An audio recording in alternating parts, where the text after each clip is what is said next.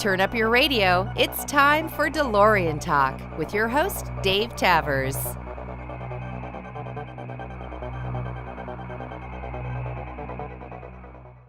Hi, and welcome to another episode of DeLorean Talk. This is Dave Tavers, VIN 10515. I am in Southern California. Thanks again for joining and listening. Hope you guys are enjoying. I really love talking to everybody who is making the time to have a conversation with me and share their story about DeLorean ownership and anything related to DeLoreans. I'm excited to have Jez Medinger from London, UK with me today. Hey, Jez, thanks so much for taking the time. It's a pleasure. So, jump in with the easy one first. What's your VIN number? 7176. So it's a November 81 car. It's just a handful away from being an 82, but the last of the 81s. Yeah, and I'm a December 81 build, and it's an 82 car, so, and I'm a 10,000, so we're 3,000 apart-ish. Yeah, although probably actually only 500 cars apart. Oh, that's right. When they made them 82, they jumped the VIN numbers. 7199 was the last 81 car, and they jumped, there was never a 7200, it went straight to 10,000, I think. Boy, yeah. I'm learning all the time. New owner. I don't know if you've heard any of the previous shows, but I'm always talking about being a new owner and still have tons to learn. Well, the reason I asked you to come onto the show is because that video is just awesome. Thank you.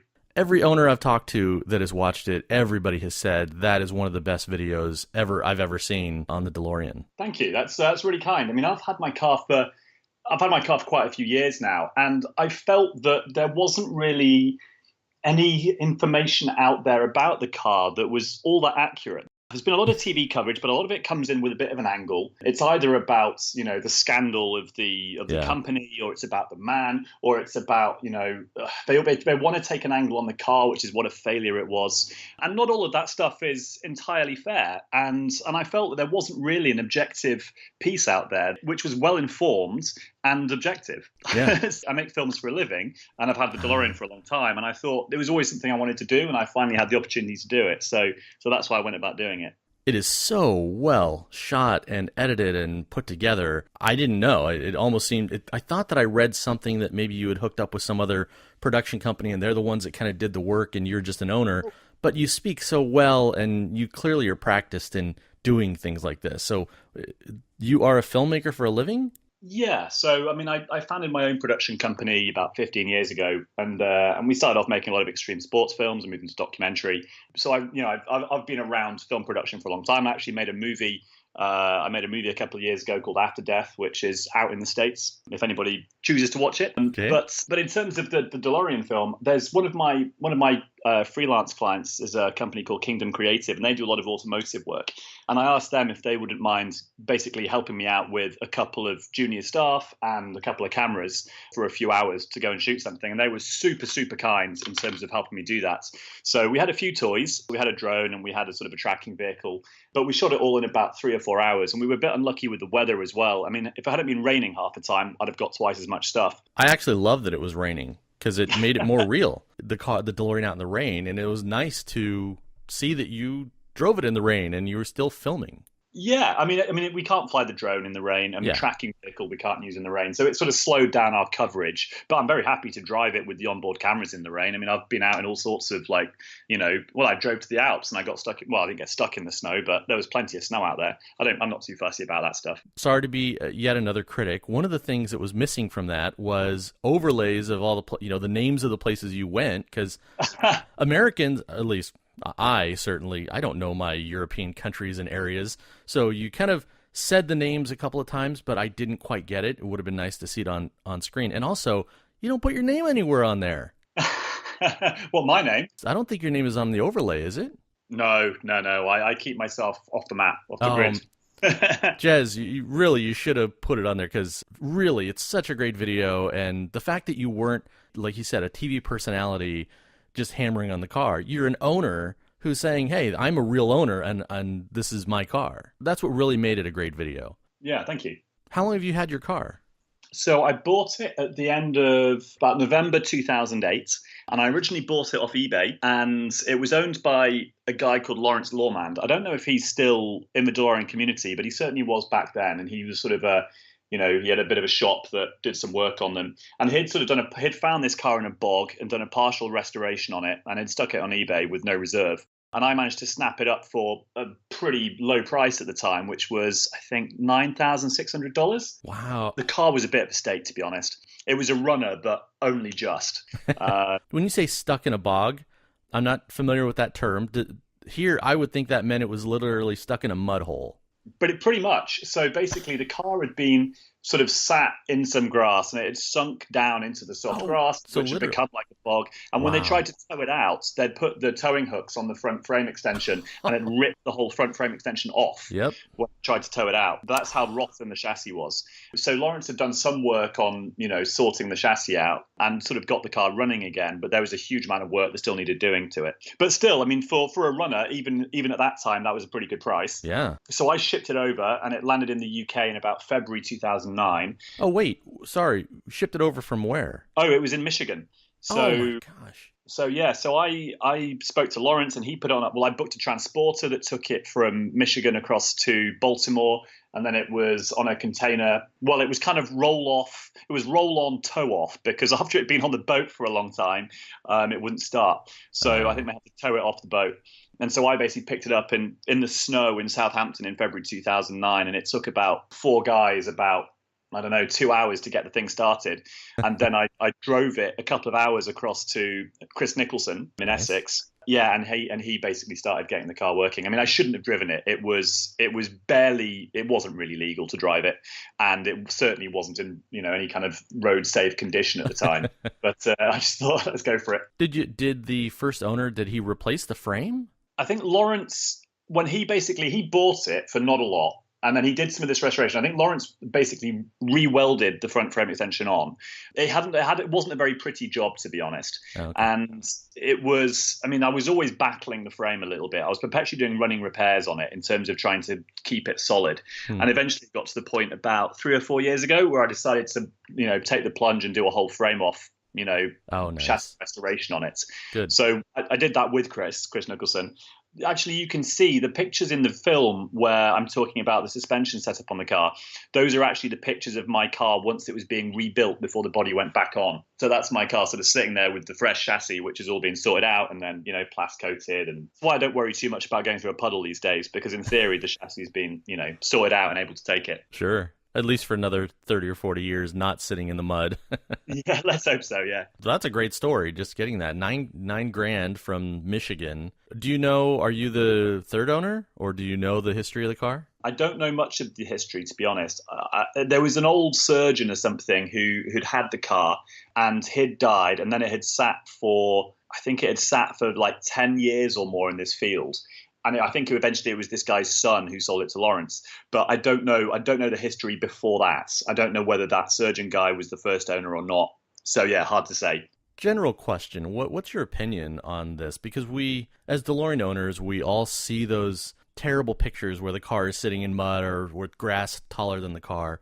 Do you think the DeLorean community, we should actively go out there when we see cars like that and try to track down the owner and say, hey, we love the car, and clearly at some point you did, but could we help you sell it to a good home rather than letting the cars sit in a bog for however many years? Yeah, I've spent a lot of time on DMC Talk over the years, and there's always these sort of not quite barn finds, but I don't know, yard finds. Yeah, like cars turning up in all sorts of places, and even trying to track down the owners and say, can we help you save this? And a lot of the time it's really strange because maybe the people who technically have the car aren't the people who used to drive the car, if you know what I mean. So you've obviously, often you've got people who've passed away, and then it's family who own the car, and often they believe the car's worth a huge amount of money, and it's very difficult to persuade them that it isn't. Especially when it's been sitting in a yard for however many years, and it's, there's no keys and it's rusted out. And the other trap as well is they say it's only got, 4,000 original miles. It's perfect. And you're like, my God, it hasn't driven in 25 years. Yeah. You're going to replace everything. This car is worth much less than a 100,000 mile car that actually works. Right. Yeah, certainly the feeling over here in the UK is that in the classic car market generally, mileage is very important, but the DeLorean community over here is sort of a fairly strong opinion that mileage is kind of irrelevant on DeLorean. It's all about condition, because you're far better off having a car that's been used and sorted out and had all the little bits on it that do need replacing over time, whether it's your fuel accumulator and your fuel lines and your your bushes and everything else.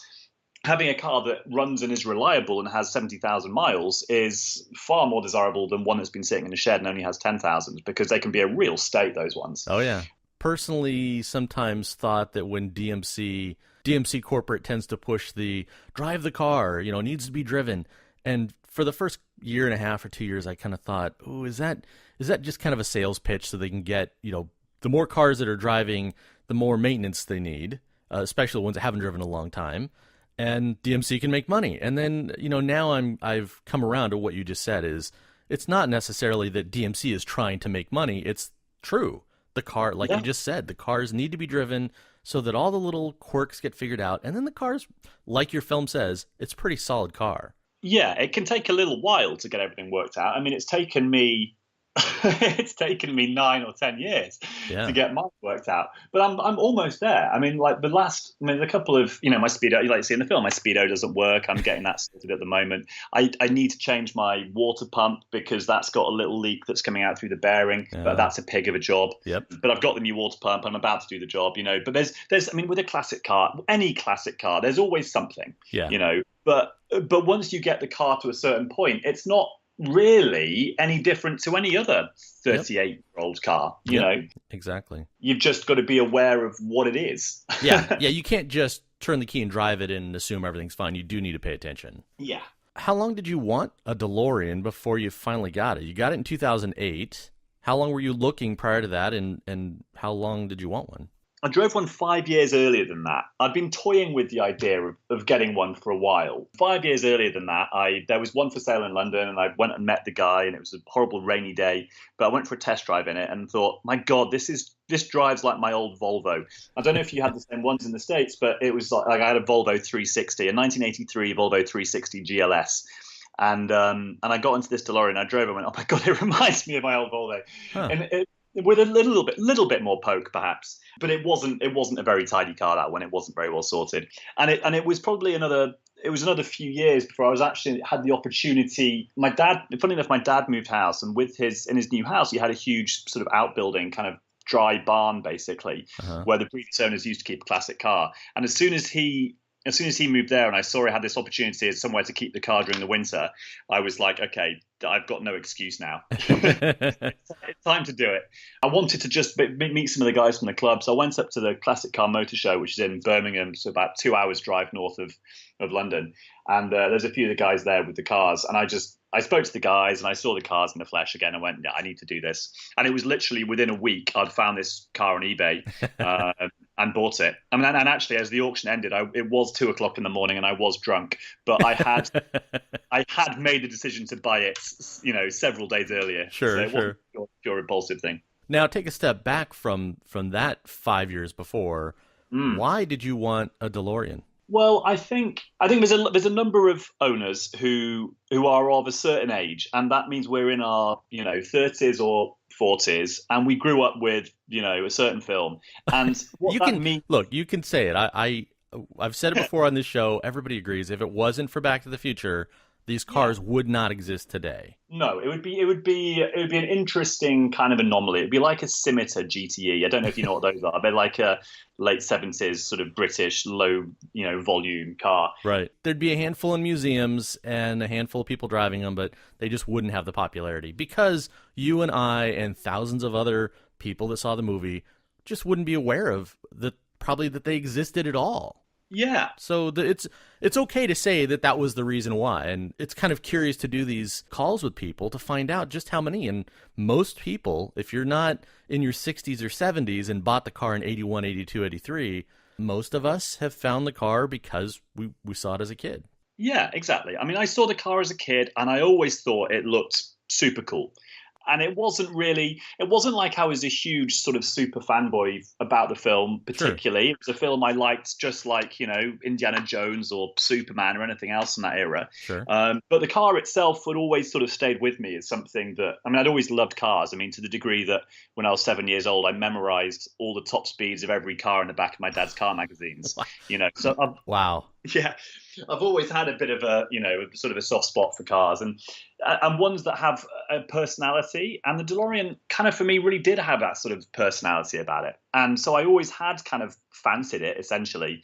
And when I started doing my research, I realized that and I kind of touch on this in the film, that actually it's not such a disastrous sort of exotic car to own, because the running gear, you're not trying to run a contemporary Ferrari or something where it's a nightmare trying to get hold of the parts and everything's horrifically expensive. It's not actually particularly sophisticated underneath. Yep. And because there are so many parts left over, which, DMC Houston have, that sort of takes a lot of the worry out of it. And in the UK now, DeLorean Go, they're stocking pretty much everything. I bought several things from there. Love it. Yeah. So once it was a car I always fancied, and then once I saw that it wasn't actually all that stupid to do it, I thought, okay, let's let's start looking. And then when it became practically possible, I really went for it. So you've had the car running for a good 9 years plus. Yeah. To the point where you can enjoy it, it sounds like. Yeah. Give us the general map rundown of where you started and where you ended. So I started in Manchester on the evening of day one, about 5 or 6 o'clock. Now, Manchester is about 220 miles from London. So you drive southwest for sort of 220 miles to get to London, then around the M25, which is the sort of big freeway that goes around London, and then on down to the south coast. So I made it down to Folkestone. So that's, I guess you're looking at about 350 miles down to the south coast. Get on the Eurotunnel train that takes you underneath the channel, through the Channel Tunnel, basically. You pop out there 40 minutes later in Calais. And I drove about an hour that night to get down to a little place in northern France just to stay over. So that's about probably a 400-mile day one. And then sort of day two was basically all the way down through France, down to the sort of the southeast corner of France, which is where the Alps are, and that's another 500 miles or so for day two. So it's a long old trip, that. So yeah, kind of looking at about 900 miles all in. Wow. Is that your longest drive in the DeLorean? I've also taken it down to Cannes, which is probably about 1,000 to get down to Cannes. So yeah, I've sort of done two of those sort of big trips down to the sort of Southern Europe. That's awesome. Question, I think of typical American, I think, the Swiss Alps must be pretty high. I don't know what altitudes are like over there. Did you have any issues with altitude with the car? No, but on the way, so obviously I didn't shoot a film for the way back. The car was fine on the way back, apart from, the car had been sitting out in the snow and it had been cold and it had been snowing for a week that I was out there. So I started the car up and started driving back down the mountain, and my temperature gauge starts going, and the car's always been super solid. It never overheats. In the movie, I saw your temperature gauge was so low. And I thought, wow, is it not working? Because even mine, which is really solid, I basically, my needle is stuck on that first white notch, right? And it almost never moves from there. Yeah. But yours was barely above. When I say the first notch, the bottom notch. Yeah. So when the car's off, the needle sits just below the bottom notch, and when I'm running and at speed, it sits, a tiny bit above it, and that's where it sits, and it's completely happy. If it meets the next notch up, like a quarter of the way up, then I start to think, this is unusual for my car. So anyway, so it went past that notch and it kept going up and up as I'm driving down the mountain and just thinking, this is really weird. I don't know what's going on here. So I pulled the car over. I opened up the coolant header bottle and it was a bit steamy, but not a disaster. And I thought, I really hope that the altitude hasn't like done something to my heads or like really, it does something weird to the gaskets. Or that makes no sense, but who knows? And then I figured what's probably happened actually is that I wasn't sure about the antifreeze I'd got in the car, and it might have even just been I had a little bit of frozen somewhere in the whole sort of water system. I'd maybe got a little bit of ice in there that finally cleared, and after that it was fine. But apart from that, the car went up to, it's about 1,800 meters. So what's that? That's about almost 6,000 feet. Yeah, no problems at all. And you didn't break down. You were just concerned, and then it cleared up. Do you have a breakdown, a significant breakdown story? The car has broken down on me A couple of times. I mean, I think everybody who's ever had a DeLorean surely must have had some kind of incident. I had one which was early in the car's life, where it was still sort of only halfway through its sort of early restoration, and it was old ignition distributor, rotor, and dodgy HT leads that had basically just weren't working together, and my car just spluttered to a halt. I've had another one where a replacement fuel pump line ruptured on me, which was a new one that went in, and it just ruptured. I broke down because of that. Was that a rubber line or one of the stainless lines? It was a rubber line. Yeah, it was a bad quality rubber line that I hadn't realized was as bad quality as it was until it ruptured. And I've had an overheating issue on the way down to Cannes, actually, which was when it was 30 degrees. It was standing traffic, climbing a hill at like 2 miles an hour for half an hour, and my rheostat decided not to function, and I had to pull over and let the car cool down a little bit. But after that, it was okay. And since then, I've installed manual override fans, so I just don't want to have to rely on that rheostat, which is perpetually giving us grief. So I just I haven't installed it. In fact, I'm looking at the box right now. I just ordered Toby Peterson's adjustable fan switch, so you can actually it's not, you can't do it from inside the car, but you can set it in the engine bay to whatever you want. And I know a couple people that have installed it and they love it, and that's why I was like, okay, I'll get that. That switches the temperature at which the fans come on, is that right? Yes. Okay. Yeah. There is another solution, which is the one I did, which is to run basically a switch directly out of the fuse box, eliminating the whole of the loom at the back of the car. So you just literally have a direct line to turn your fans on whenever you want. That means that you have to control the fans all the time, right? They don't come on automatically at all. I'm not sure if it necessarily overrules the rheostat, but I basically just run the fans myself, and I'm happy to do so. Yeah. That's a one more major step driving a car. It kind of goes back a little, like 100 years, where you have to really pay attention to that temperature gauge all the time. That would freak me out.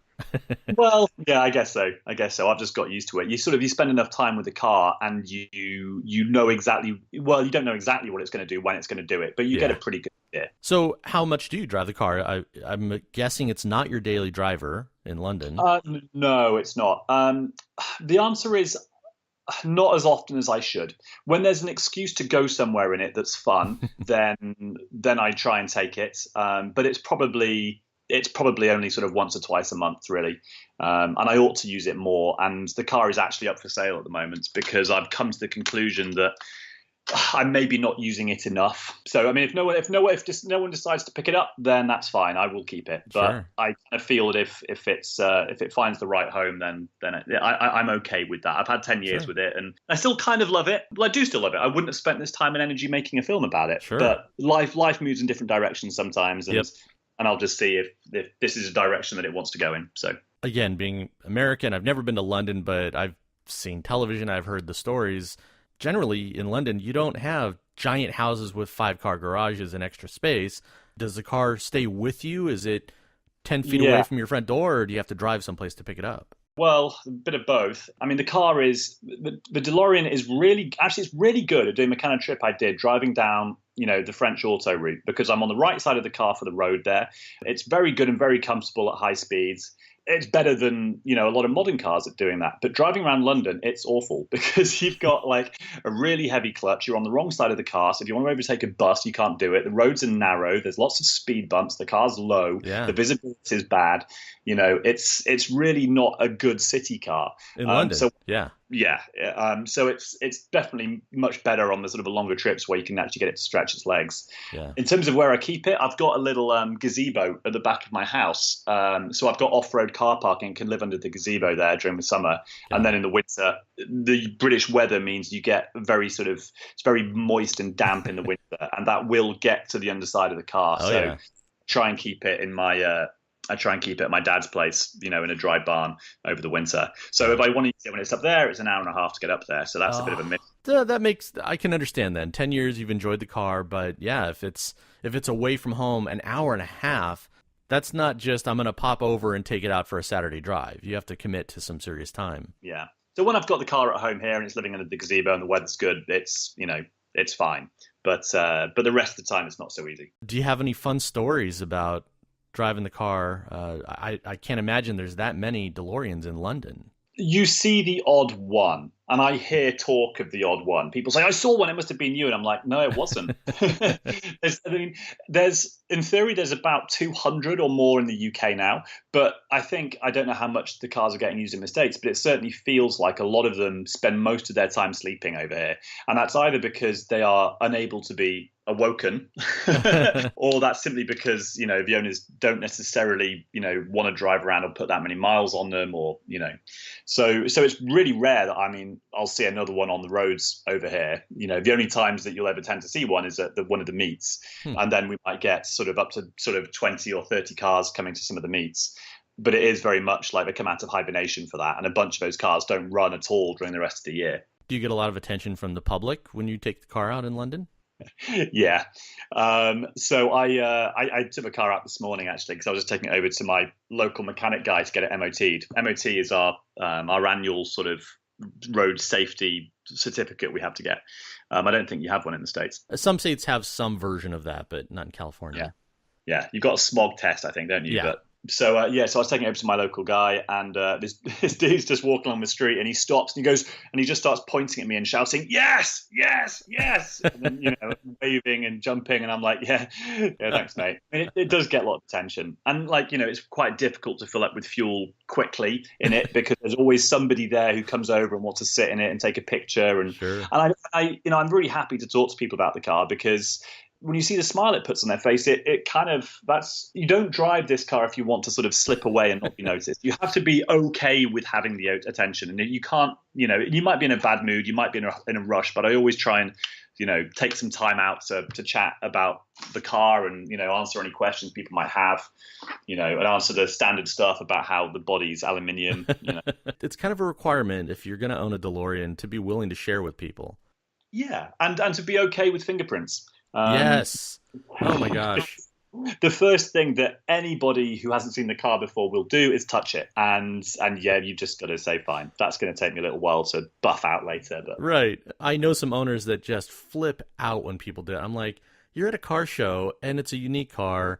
I get it. It's kind of intrusive for people to do that, but at the same time, it's unique and it's not like it's damaging the car.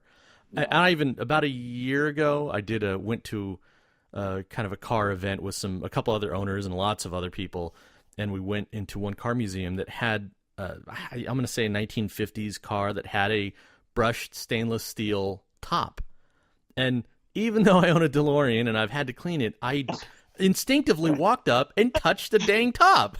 Like, that is so weird. Like, I already know what it looks like and feels like, but I still touched it just automatically. There's something about the texture of it. There's something about the texture of it, the shine of it. It taps into that little baby part of our brain. You know, when babies take them, I don't know, and put it in their mouths because they have to know what it's like. It's kind of, there's something about a DeLorean that's the same thing to like a human brain, where it just sucks us in and we have to know what that texture feels like. Yeah, it's weird. A moment ago, you'd mentioned that you think there's about 200 DeLoreans in the UK. I honestly thought it was a lot higher than that, because when I look at some of the photos of the events, the DeLorean Club UK, there are a lot of cars there. Do you think that's accurate, the 200 number? It might be a few more now. It depends on the import rate. So there have been some years where the cars have been coming over pretty quickly, you know, sort of 10 or 20 a year into the UK. And the turnover of cars inside the UK isn't that high, where most people are just buying them in the States and shipping them over. We've had Aaron, who is part of, DeLorean Club UK, will be able to give you a better answer on this. But I think the most we've had at one of the meets is 35 or 40 cars. But that does look like a lot of cars when they're all there in the flesh. Yeah, one of my favorite pictures from the club is the tree-lined road where they're all lined up next to each other. That's just a great picture. And then I think for the, was that a year and a half ago, for the big DeLorean UK meet, where they had them all parked in front of, forgive me, was it a Parliament building or something? I don't know which one we're talking about. We've certainly there was a sort of a big stately home we went out to, and we got some sort of shots of lots of the cars in various different formations around that. Yeah. And That's Eurofest as well, which is, I think it's called Eurofest, Yeah. every 5 years over in Belfast. That's the one. That's what I was thinking. Yeah, okay. So they've got all the Irish DeLoreans there, as well as a number that came over from the UK. I'm not sure what totals of cars they get there, but certainly those are big events. And a few come from Europe as well. Sure. And that's obviously quite a trek because you've got to cross 2 bits of sea to get to Belfast from mainland Europe. Any terrible stories of owning the car with regard to the public? Not necessarily breakdowns or the work that you've done on it, but and I say terrible not because we don't want to pick on people, but we've all had those crazy experiences, whether it's the moron, at least here in the US, the morons on the freeway that are trying to take pictures or video and not paying attention, and then they, bleed over into your lane, or they have to stop short the car in front, and then they try to pull into your lane to get out of the way. Yeah, that happens a lot. I mean, I sort of referenced it in the video, but what you get a lot of is people sitting in your blind spot on the freeway, and the visibility in the DeLorean isn't great at the best of times.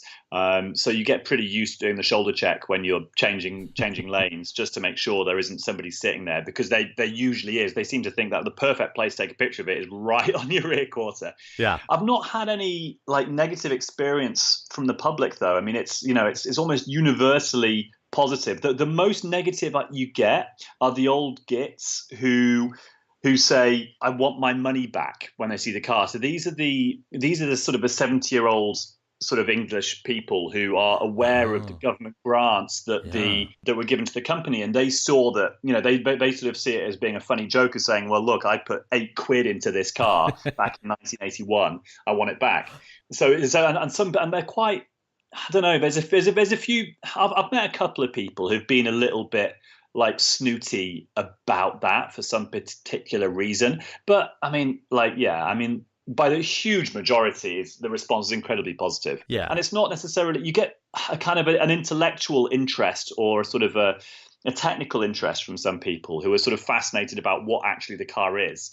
But by and large, the response you get is a purely quick emotional one, because for most people it just connects them to the film. Sure. And for most people that's connecting them to something from their childhood and happiness. And it just puts a smile on people's face without any thought, without any sort of question.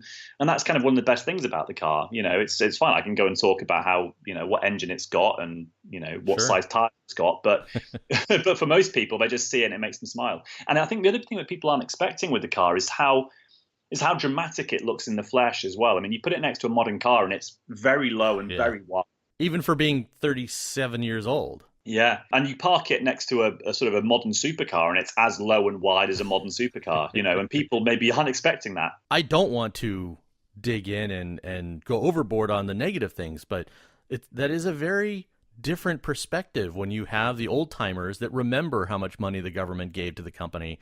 Over in the US, I don't know that I've ever heard anybody bring that up other than owners. And you have a different experience because people from there some older people remember that. Yeah, it was big news. I mean, at the time, it was big news. And I guess, what was bigger news was probably the cocaine sting in the US. Right. I mean, that was news here too. But certainly because it was all tied into the political situation so strongly over here at the time. And the Northern Ireland situation was a huge, front page news every day. And the government taking the effort to try and change it by putting money into DeLorean, and then he turns into accused drug dealer. Sure. It's certainly that sort of they feel like it affected them personally in some way, whereas perhaps in the States that was less the case. But it's a different experience than most people over here have. So that's why I was kind of asking about that. It's pretty interesting.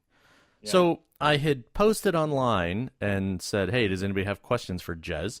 And there's just a couple of questions. Someone says a DeLorean is not a chick magnet. It attracts nerdy guys, he says. But Ronnie Demmer from California says that is not true. He's an original owner. He has proof. What's been your experience? Well, what I would say is that, 98% of the attention you get is from nerdy guys. But I have had attention from girls too. And that attention is positive as well. It's just hugely in the minority compared to the nerdy guys. But there are some girls who completely lose their shit when they hear you've got one, and they're just as excited as the nerdy guys. It's just that they are infrequent compared to everyone else. But I have encountered a number of girls who've been that excited about it. So I guess you could say as far as any car is a chick magnet, I mean, I honestly don't really believe in that. I Yeah. think that you drive a fancy car and it just makes you a dick, to be honest. But there's something about DeLorean that's not trying too hard to be. It's not saying, "Hey, look at me, look how much money I've got," Yeah. like a shiny new Ferrari. Yep. It's, "Hey, look at me, I drive this old car with a terrible reputation because I like it and it kind of makes me feel good and it's fun, you know." And that's, I think, a much better message to be, saying with a car than, "Hey, look at me, I've got lots of money." So that's a good way of looking at it. I don't know if I've thought about that.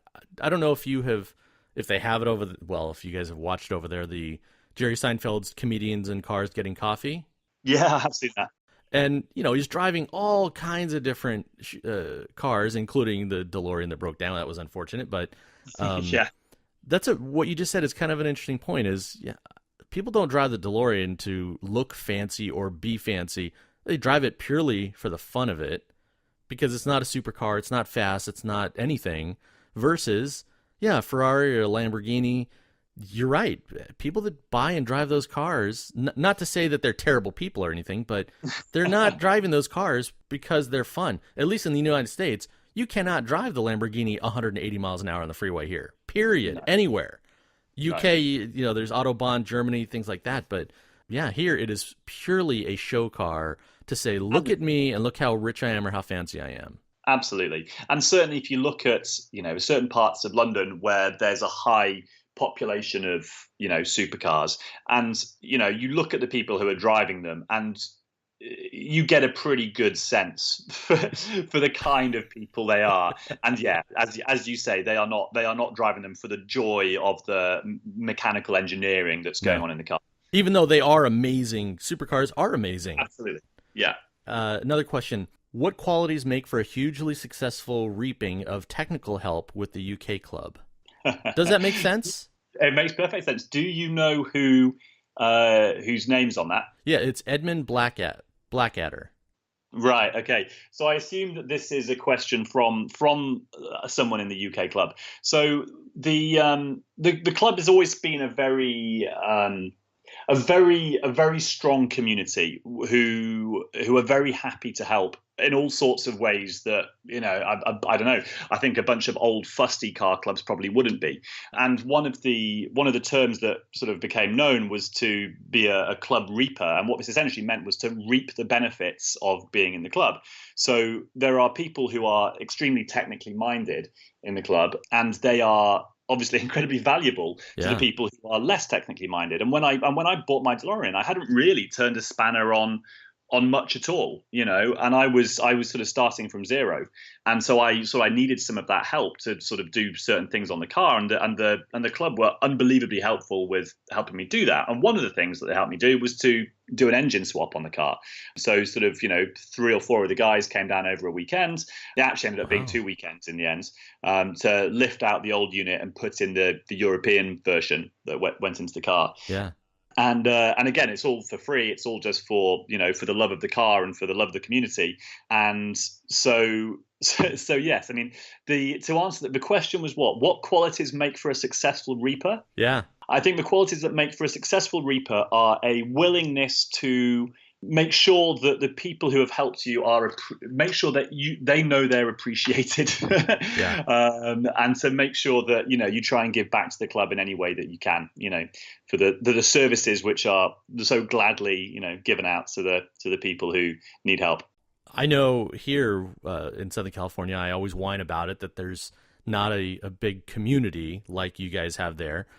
Up in Seattle, fantastic community. Everybody helps. As far as I know, people help each other. They even have Toby Peterson, who has had a DeLorean shop for many years. He does tons of free work for people at tech days.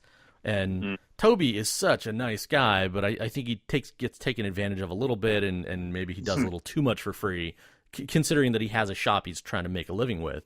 And in Ohio, I know they have a great community that when they get together in the summers that they are helping each other. So I'm jealous of all the places that have good communities. Same thing in San Francisco. A lot of good people that are smart and share. But I didn't realize that the UK club was that tight. I mean, the history of the UK sort of club scene is a bit more complex than that. There was originally the DeLorean Owners Club, which has been around for for a long time, I think possibly even since the 90s.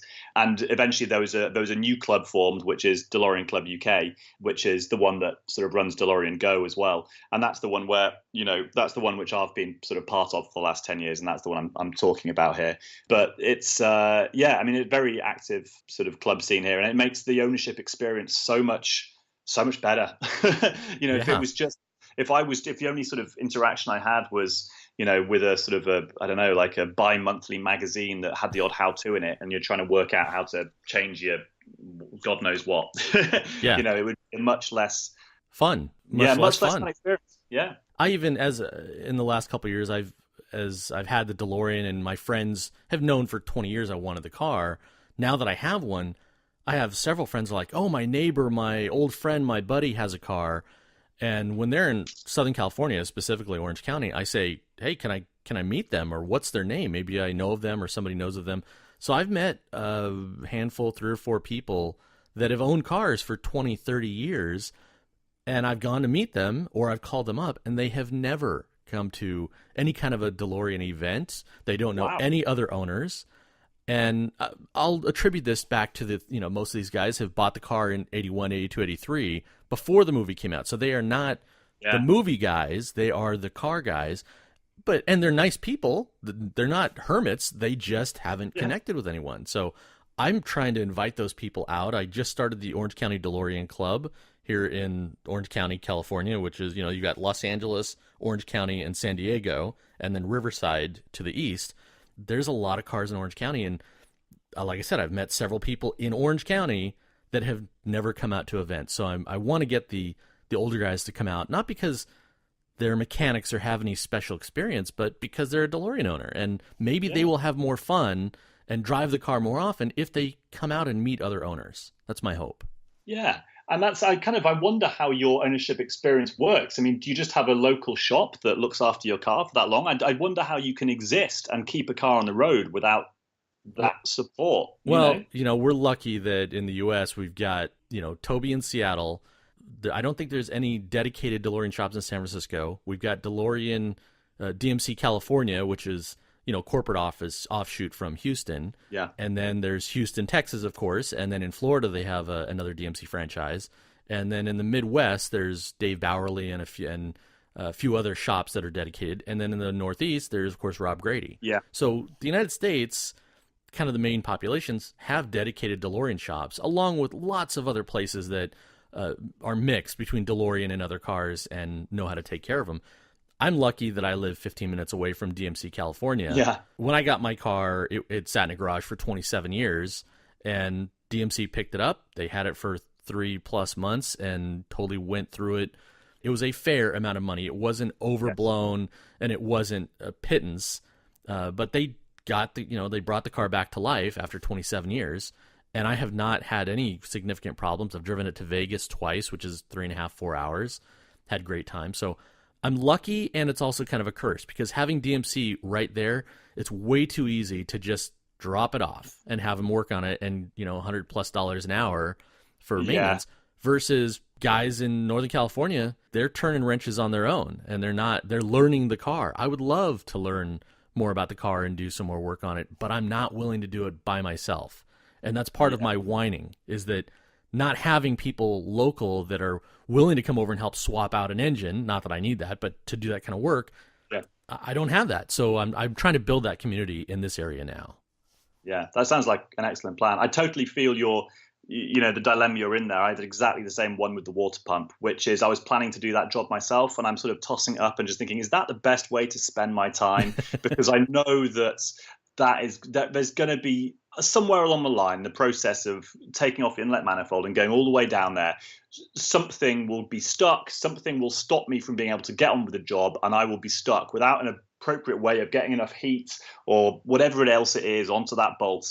So I've just dropped off the water pump with my local mechanic, and he can do it.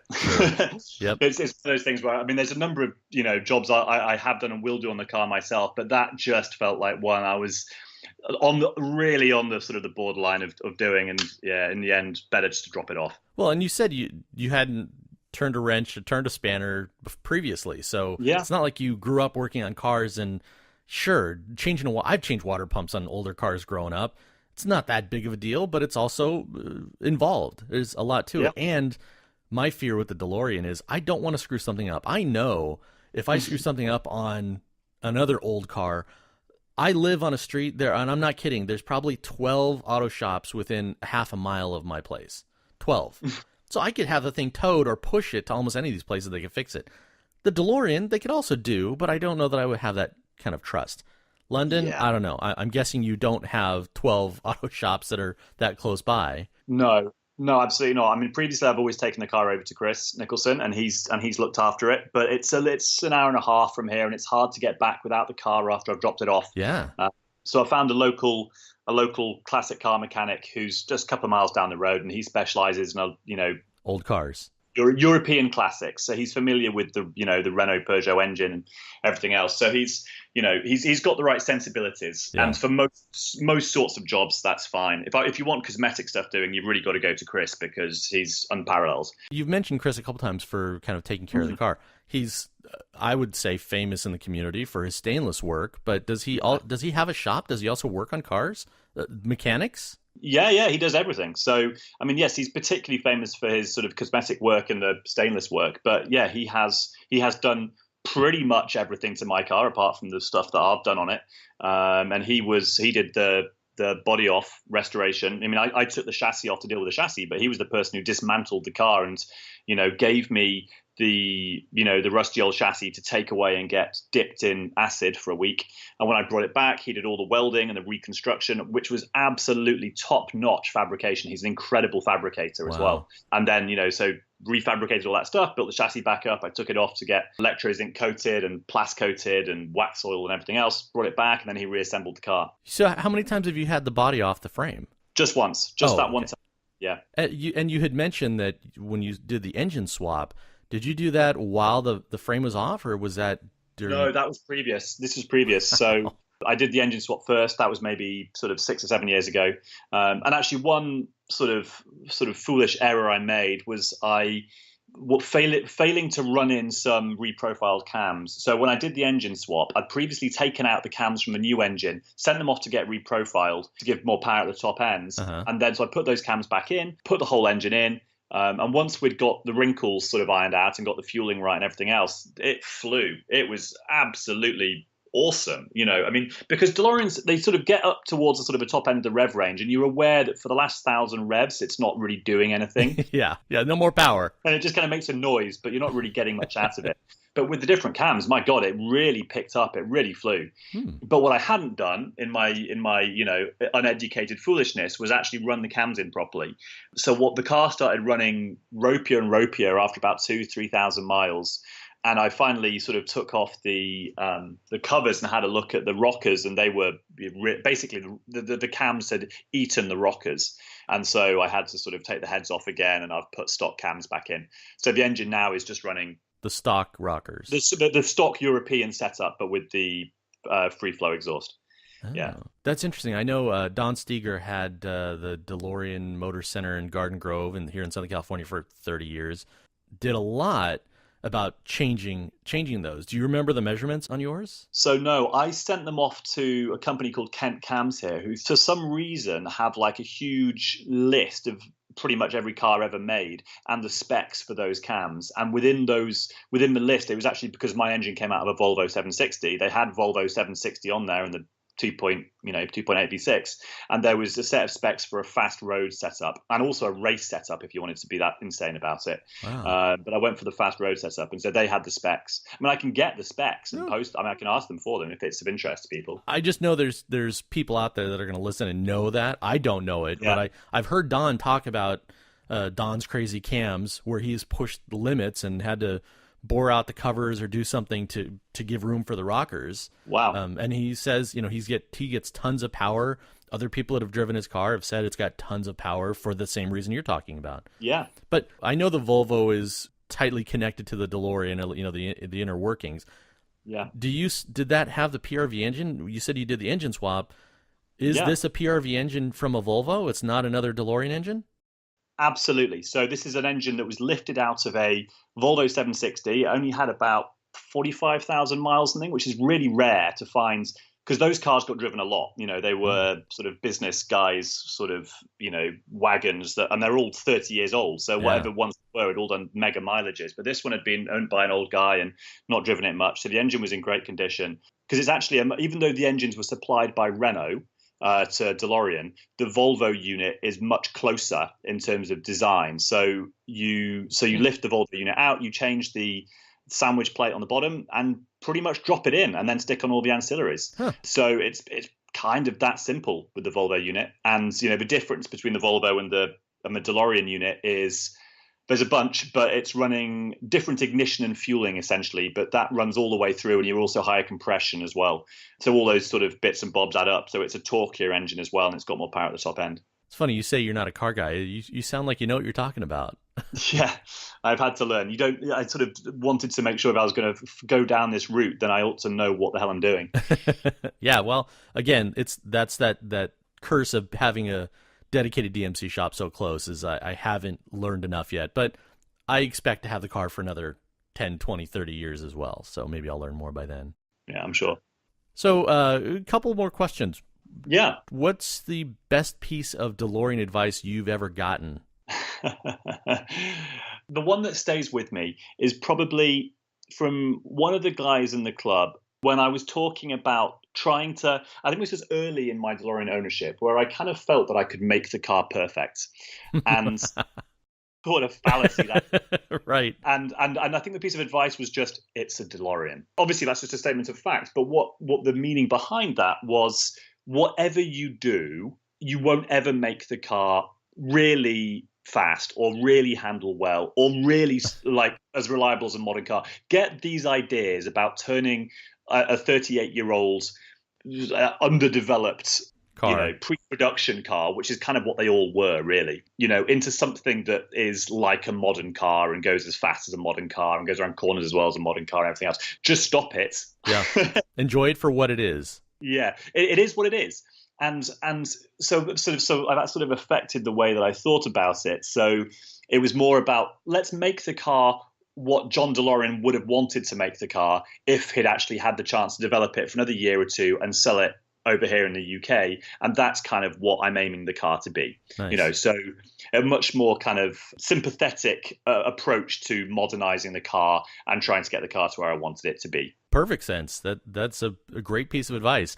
Part of the reason why I asked that question is because I'm always hoping to get something else from someone that I haven't heard before. And I think I've heard some version of that, but it is true. Just enjoy the car for what it is. Don't try to make it something else. I give credit to the people that have ripped the car apart and made them electric or, tried to make them supercars. Good for them. Yeah, but I wouldn't want to try and run it. Yeah, exactly. Just because it's so much more work and the amount of money that has gone into those is a lot. So, yeah. What is your daily driver? I have a 2004 Mini Cooper S. They're quite easy to tune because they're supercharged. So you can fit a supercharger reduction pulley and fit some colder plugs and a cold air intake. And mine's been dynoed at 235 brake. So for a little Mini, it's fairly rapid. Wow. And I've had that since new. And so I'm still rattling around in that, and it's still great. Nice. Yeah. Tiny. Those are tiny cars compared to the DeLorean. Yeah, but as I say, it weighs the same. It's the same, but everyone was saying at the time the DeLorean's super heavy, and maybe compared to, Lotuses of the time, and cars were generally a bit lighter back then. Yeah. But by modern standards, it's not all that heavy, the DeLorean. I mean, it's same as my Mini. Yeah, people always, same thing here. People always think that because of the stainless, they think it's got a stainless steel body, and it's just panels and it's fiber underneath.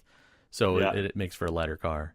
I've wondered what the DeLorean would look and drive like if you just removed all the stainless and the louvre. I've not seen one driving around like that, but I think I'd kind of want to.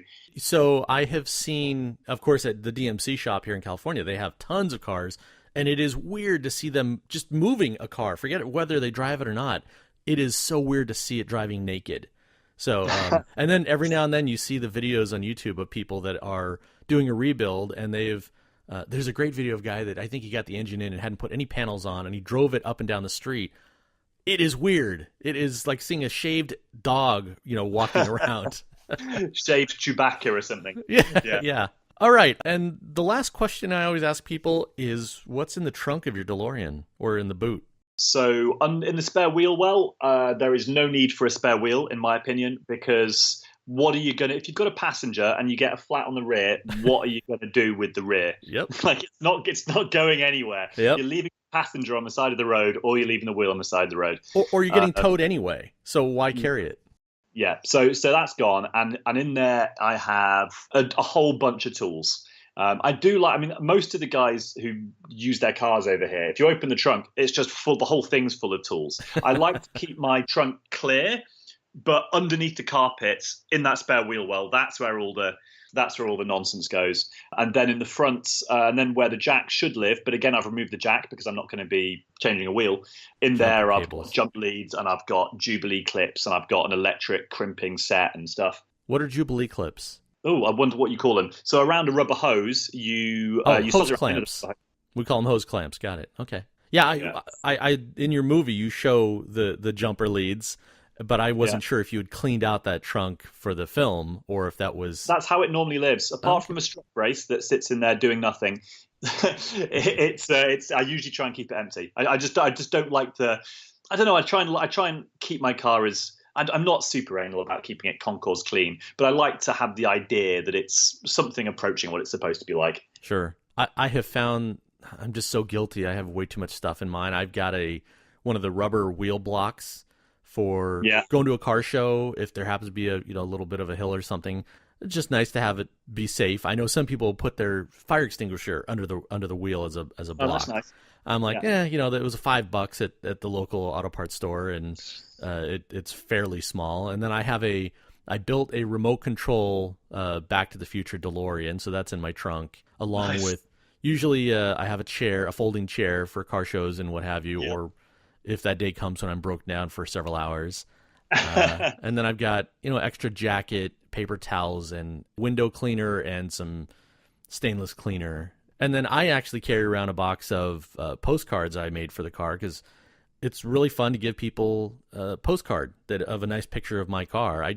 From the movie, the Twin Pines Mall is actually a mall 15, 20 minutes away from me, Puente Hills Mall. So I went there at 2 a.m. and took some nice pictures of it and turned it into a postcard. So I've got those, and then a bunch of the blue Save the Clock Tower flyers I like giving out. So my trunk has too much junk in it, which is why I always ask other people, what do they have?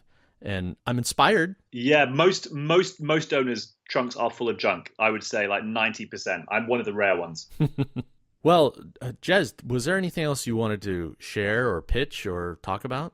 Only to ask you a question, which is, how does your aircon hold up in California heat? Well, pretty good. That was one of the things that DMC redid. Actually, I was chomping at the bit after 20 years of one in the car, and they had it for 3+ months.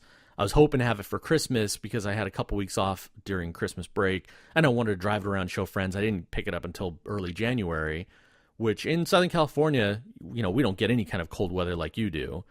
And picked up the car, drove it for about a month, and it was fine. Having the rolling the windows down was enough. Didn't need the AC.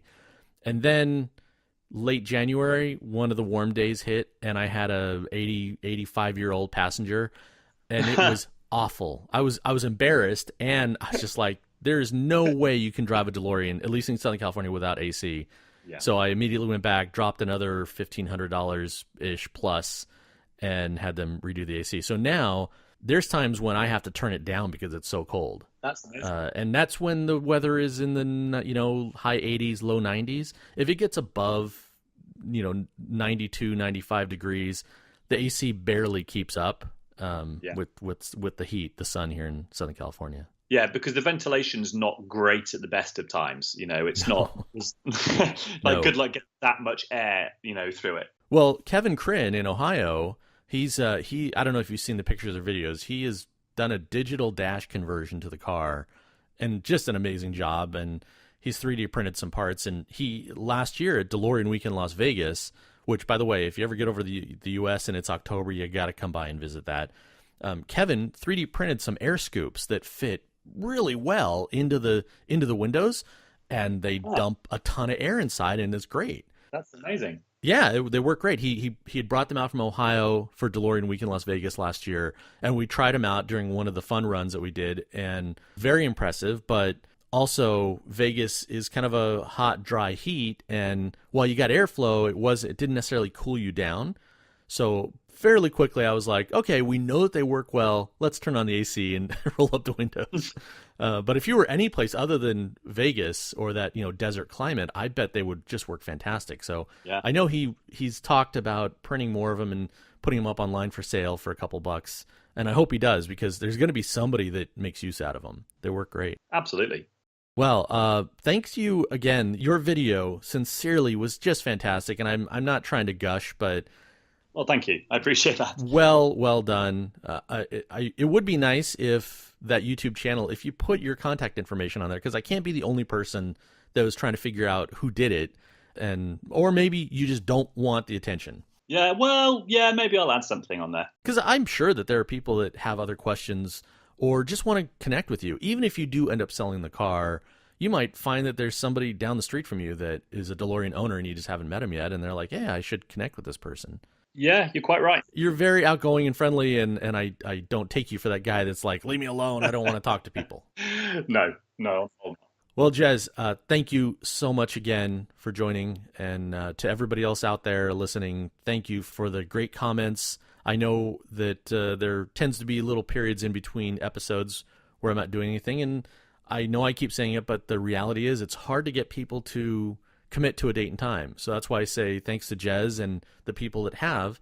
It's nice to say, oh, I'll do it, but then if it takes 3 or 6 months or never to get on the phone, it's hard to put these episodes out. So if you've got good stories, want to share, especially if you are leadership in a DeLorean club anywhere in the world, I'd love to have a Skype call with you, because the club leaderships, I think, can share lots of great knowledge and help spread the word and get it out there. So send a message over to comments@DeLoreanTalk.com.